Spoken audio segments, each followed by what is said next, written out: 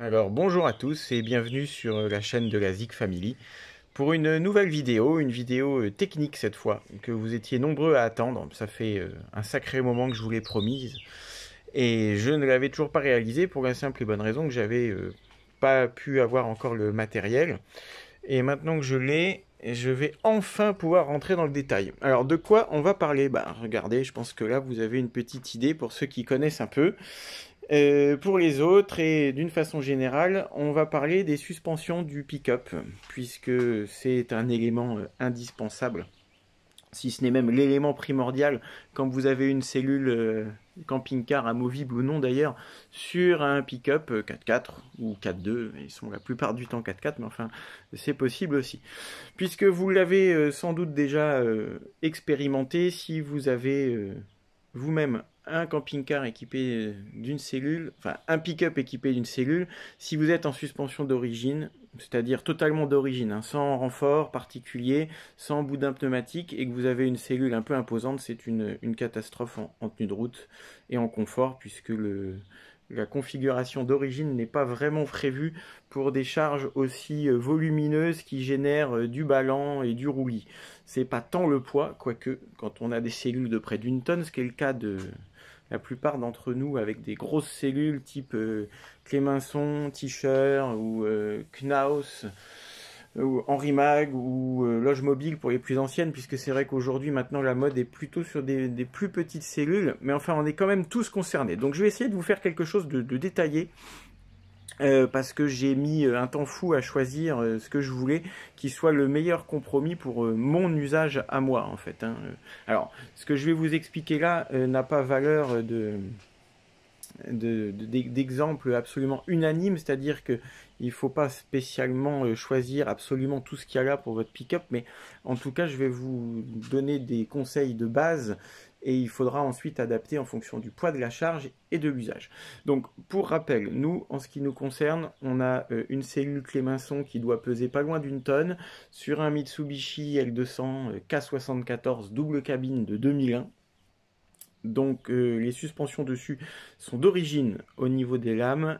On a juste des boudins pneumatiques et des amortisseurs arrière plus imposants, mais dont je ne connais pas la marque et bon, j'ai décidé de tout changer. Alors, voilà donc un kit complet.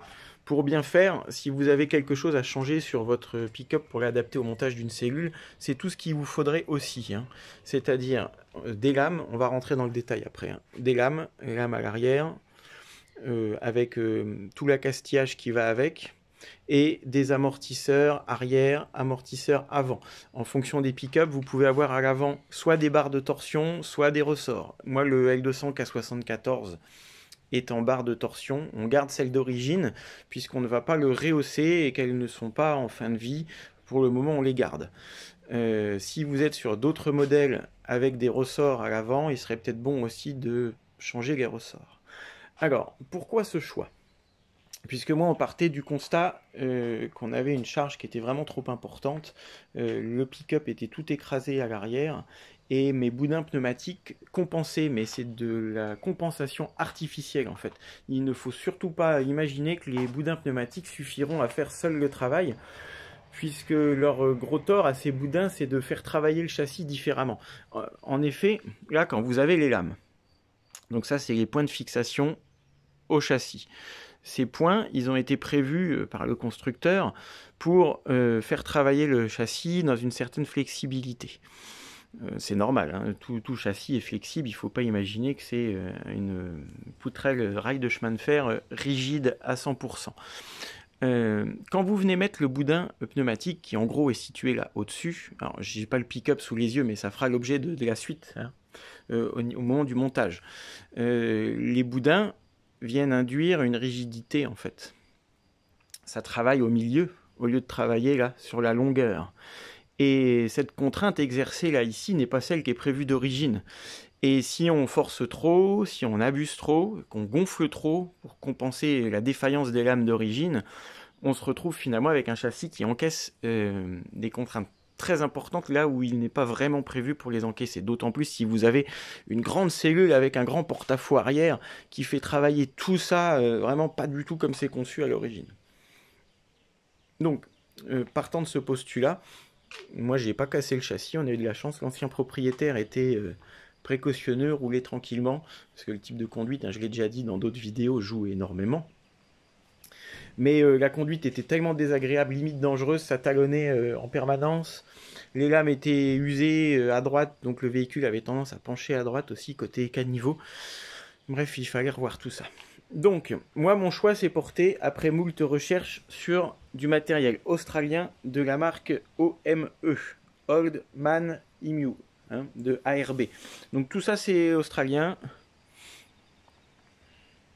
A priori synonyme de qualité, puisqu'ils ont un fort recul sur tout ça. Après, je dis pas que c'est le mieux.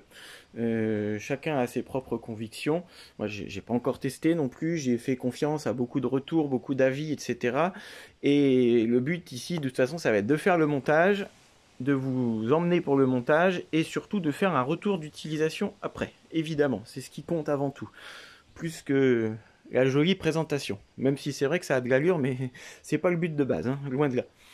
Donc là, on est parti sur un jeu de lames renforcé, donc OME forte charge, heavy load. On a, si je ne m'abuse, 8 lames. Donc là, on a la lame maîtresse. Ça, la lame maîtresse, c'est la lame principale qui vient se prendre sur les fixations du châssis. Et ensuite, ouais, si on compte bien, 1, 2, 3, 4, 5, 6, plus 2, 7 et 8 en dessous. On voit mieux sur l'autre. Sachant qu'à l'origine, on est sur 5 lames. Donc là, on est censé supporter une charge renforcée de plus de 500 kg. Alors, c'est un montage qui est sûrement très raide à vide. Ça, effectivement, je le déconseille. On verra quand on aura monté sur le pick-up et qu'on n'aura pas la cellule. Mais c'est un montage qui est clairement fait pour les gens qui ont des charges lourdes, souvent. Si vous utilisez le pick-up au quotidien à vide, c'est pas forcément la bonne solution. Après, tout est affaire de compromis dans la vie. Mais nous, comme on roule souvent en charge, j'ai privilégié la tenue en charge. Donc, outre les lames, qu'est-ce qu'on trouve? On va avoir des cylindres blocs polyuréthane. Voilà, donc voilà le kit complet. Ensuite, je voulais absolument, ça ce sont les jumelles. Donc les jumelles, c'est ce qui va venir à l'arrière. Jumelles de bonne qualité que je voulais absolument graissables. Et ça, ne le sont pas toutes. Donc vous avez un petit graisseur là qui vient se visser ici sur le côté.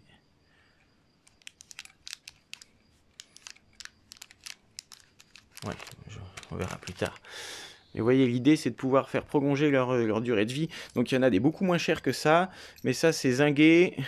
Et avec les graisseurs, donc normalement, ça évitera que tout ça tourne à sec. Et puis bah, régulièrement dans le plan d'entretien, hop, un petit coup de graisse à la pompe à graisse. Dans le même optique, les axes qui eux viennent sur l'avant, hein, au niveau de l'avant du châssis. Vous reverrez ça sur le pick-up plus tard. Pareil, avec graisseur intégré. Ce qui n'est pas le cas de tous les modèles que l'on trouve. Donc là, on est sur du Terrain Tamer. Et les brides de lame de la marque Peters. Donc pareil, on est toujours sur de l'australien. Donc voilà pour les lames et les produits annexes. Ensuite, choix au moins aussi important s'il en est, celui des amortisseurs. Alors, je vais partir de l'avant et revenir sur l'arrière parce que j'en ai plus à dire sur l'arrière. Donc l'avant, ce sont des modèles pour L200, ça, hein. Ce qui est très important sur le L200 K74, c'est comme il n'y a pas de ressort et que les barres de torsion font une partie du job et les amortisseurs une grosse aussi, en cas de transfert de masse, un freinage par exemple, ou une descente, quelque chose d'un peu appuyé qui nous emmène la masse sur l'avant, le choix des amortisseurs est primordial. Il ne faut surtout pas imaginer qu'on touche qu'à l'arrière puisqu'on charge à l'arrière. Non, non, ça se déplace sur l'avant, vous pensez bien, hein. Et alors moi, avec les amortisseurs avant qui sont d'origine, ce sont les pompes à vélo d'origine qui sont en fin de vie, le transfert de masse est impressionnant. En cas de freinage un peu appuyé, un arrêt, un feu rouge par exemple, vous avez le pick-up qui plonge et qui va se balancer pendant quelques secondes. Un petit peu, vous savez, pour ceux qui connaissent, comme tous les vieux fourgons Mercedes 307, 308, 507, 508, vous vous arrêtez, 3 minutes après, il balance encore. Bah, c'est un peu le principe. Et ça, bah, c'est tout sauf efficace, surtout en touche-main, quand il y a comment, je trouve pas le terme, mais enfin, sur un léger dévers, voilà, etc., bah, la motricité, elle est zéro, surtout avec mon arrière qui s'écrase, c'est encore pire. Donc là, on est parti sur des nitrochargeurs, toujours de chez OME, nitrochargeur sport. Hop. On voit que c'est fabriqué en Australie. Donc je fais confiance, hein. Je pense que le choix sera bon. On sera vite fixé avec le kit de fixation. Voilà, bon là, rien de bien sorcier. Maintenant pour l'arrière. L'arrière, on part sur quelque chose qu'on va devoir un petit peu modifier. Parce que ce ne sont pas des amortisseurs prévus pour L200 K74 à la base. Je vous explique pourquoi. Le L200 K74, il a le défaut d'avoir des anthrax de fixation de 14 mm en haut et en bas. Le souci, non, je dis une bêtise, 14 cm d'un côté et 19 de l'autre. Et le problème, c'est que ce montage n'est pas vraiment standard. Ça ne laisse pas le choix d'avoir des amortisseurs de nouvelle gamme, puisque c'est plus forcément suivi pour un vieux modèle, et surtout en cas de casse ailleurs, loin de tout, pour se dépanner avec des produits à forte diffusion, on ne peut pas, puisque la plupart sont montés en 19 mm partout. Donc là, on est parti dans l'idée. J'ai commandé des gros amortisseurs de Toyota HJ, châssis 3,5 tonnes, donc avec une charge beaucoup plus lourde que ce que prévoit le L200 à la base, mais qui sont en 19 mm partout, qui est la monte standard. Donc je vais être obligé de faire usiner des pattes de fixation, c'est pas très grave, pour pouvoir monter ces amortisseurs-là en lieu et place des origines, et ce qui nous permettra déjà, d'une part, d'avoir des modèles beaucoup plus efficaces que ceux qui étaient prévus pour le L200, et surtout, dans le futur, si jamais on a un souci, de pouvoir plus facilement en changer un ou deux, sans devoir avoir besoin de chercher spécifiquement des modèles de L200 K74. Donc voilà. J'aurais pu prendre les autres modèles, mais qui sont vraiment plus faibles. Et toujours dans cette question de support de charge lourde, on met tous les atouts de notre côté sur le train arrière. Ce qui fait que mes boudins pneumatiques que je conserve ne seront plus là pour encaisser seul ou presque la charge, mais juste là pour compenser légèrement l'assiette qui sera un petit peu modifiée quand même forcément avec le poids de la cellule. Donc là on part certainement sur une rehausse de 5-6 cm par rapport à l'origine, qui je peux vous dire dès qu'on aura posé les 900 kg de la cellule dans la benne, va largement compenser, ils vont largement compenser ces 5-6 cm d'augmentation. Et les boudins seront là, eux, juste pour donner ce petit complément. On pourra se permettre peut-être de les gonfler à 1,5 kg ou 2 kg maximum, juste peut-être pour affiner par rapport au ballon ou au roulis. On verra à l'usage, hein. Mais ne plus faire comme aujourd'hui et devoir les gonfler à 3,5 kg pour compenser la faiblesse du reste.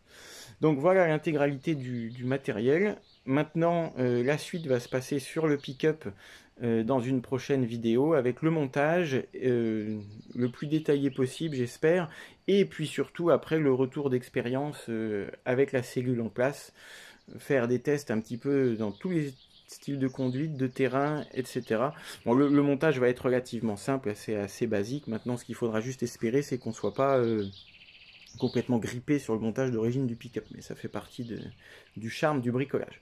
Voilà, donc n'hésitez pas à poser vos questions en commentaire, en fonction de vos cas, je tenterai de vous conseiller, mais là vous avez une vue d'ensemble de ce qu'il est bon de faire sur son pick-up quand on repart de zéro, ou qu'on veut faire du travail correct pour notre sécurité avant tout, et le confort aussi, mais surtout la sécurité, parce que moi dans mon cas présent, c'est vraiment une catastrophe, hein. Une manœuvre d'urgence, un évitement, quelque chose, je pense que je viens à me retourner facilement, hein.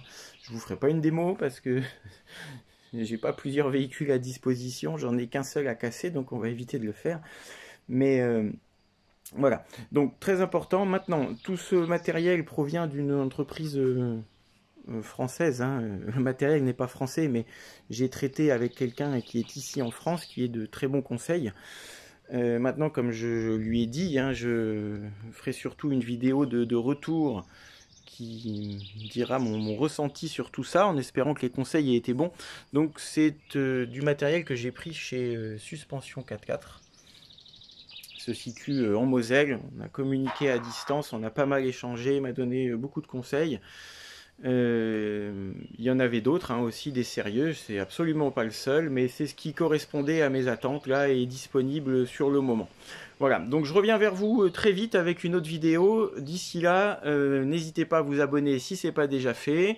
Petit pouce bleu si vous avez aimé. Et puis posez toutes vos questions en commentaire, j'y répondrai avec plaisir. Allez, à bientôt, bye bye.